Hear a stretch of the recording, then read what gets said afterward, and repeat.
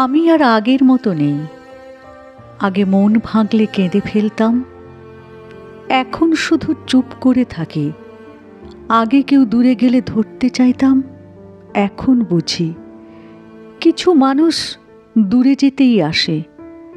আগে স্বপ্ন দেখতাম সবাইকে নিয়ে, এখন স্বপ্ন দেখি একা, শুধু নিজের মতো করে।